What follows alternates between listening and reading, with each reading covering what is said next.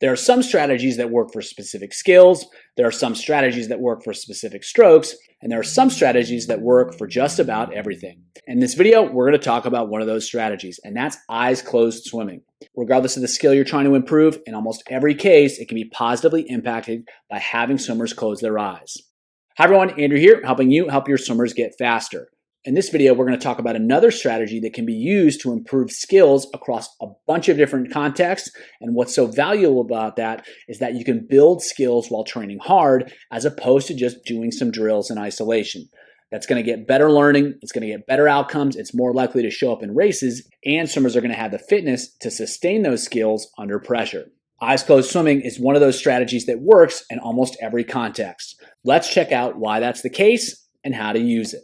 As I'm sure you know, swimming is a sensory skill. Swimmers need to be able to feel pressure on the limbs, and they need to be able to feel pressure on their body. They have to be able to feel these things. In order to create propulsion, swimmers need to manage that pressure that they're feeling on the front of the hand, the back of the hand, and the same thing with the feet. The more awareness they have, the more effectively they can manipulate the water, the more propulsion they create. On the other side of the spectrum, they have to be aware of the pressure they're creating on their body as they move through the water. The more pressure they have on their head, on their chest, on their hips, the more resistance they're going to create. And if they can feel that, they're more aware of it, then they can change it. And so again, swimming speed comes down to creating more propulsion and eliminating resistance. The more swimmers can do that, the faster they're going to go. And the ability to make that happen all comes down to pressure and the ability to feel it, either to create propulsion or to eliminate resistance. Swimmers can't feel it, they're going to be in trouble. And the more they can feel it, the more they're going to be able to create change. Sounds great in theory, but there's a problem. Humans love their eyes. They love their vision. We're visual creatures, and that's how we navigate the world.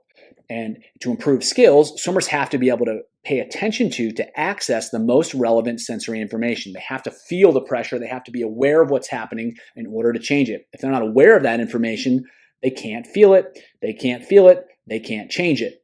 And that's no good when it comes to developing skills. And as I just mentioned, humans pay attention to what their vision is telling them. And that overrides almost all other types of sensory information. Even when the other sources of sensory information, such as scent, such as feel, such as hearing, even if those sources of information are more valuable and more relevant, the eyes are always driving the show. And again, that's a problem if swimmers need to learn how to feel what they're doing. If they're getting all this visual information and that's driving the sensory bus, then they're in trouble. They're not going to be able to create as much change as they otherwise could.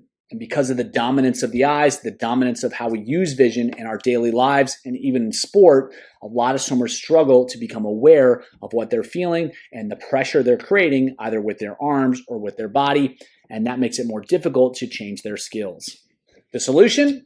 Have them close their eyes. Take away their visual information, let them access the kinesthetic information. So there's multiple ways to do this. You can have them close their eyes when breathing. So they're swimming with their eyes open and then they take a breath and they close the eyes.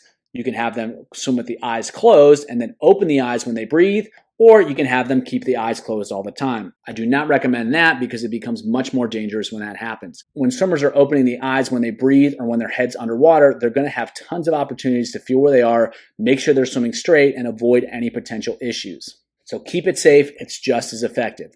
Now, as I mentioned, swimming with the eyes closed, you take away the vision. Now they're going to be more aware of their kinesthetic or their feel of what they're doing.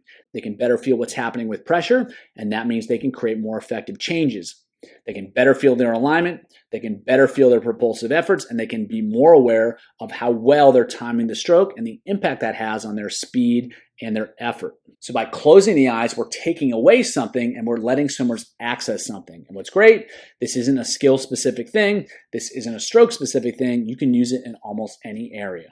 So how do you use it effectively? Well, you use it with any activity if you want to increase awareness. If you want them to become more aware of their alignment, if you want them to become more aware of how they're creating propulsion, use it during propulsive activities.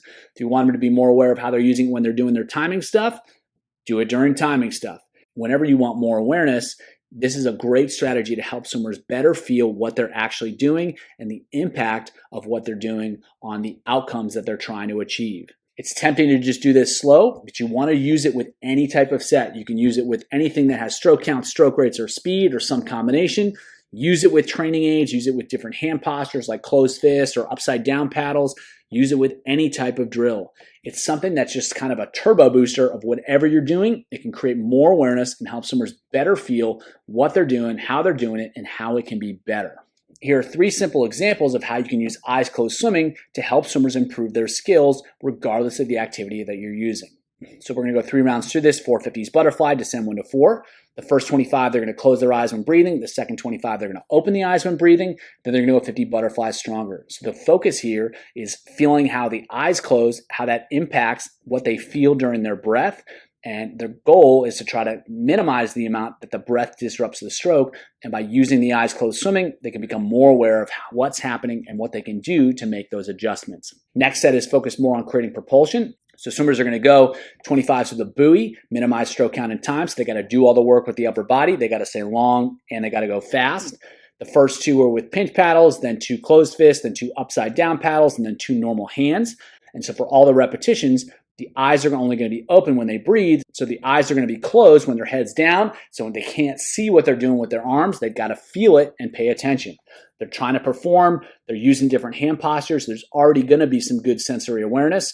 But then when you close the eyes, it takes it to the next level. They become more aware of what they're feeling and how it's working. Last set, they're going to go 4 rounds through. It's going to be more about timing. The first 2 50s are 2 pull, 1 kick, and then 2 kicks, 1 pull, and then 2 kicks, 1 pull, and then 2 pulls, 1 kick. What they're going to do here, on the first 25, they're going to open the eyes when they breathe. The second 25, they're going to close the eyes when they breathe. And by using the 2 drills, we're helping swimmers learn to separate the arms and the legs, and we're turning up that awareness, that sensory awareness, by having them close the eyes, and we're doing it at different times to give them a different feel. Then they're going to go 75 breaststroke, descend 1 to 4 to fast, and try to put it all together. So it's a really powerful tool to take any skill development strategy and make it even more effective. If you want to know another one of my favorite ways to help make any skill development strategy even more effective, check out the video below.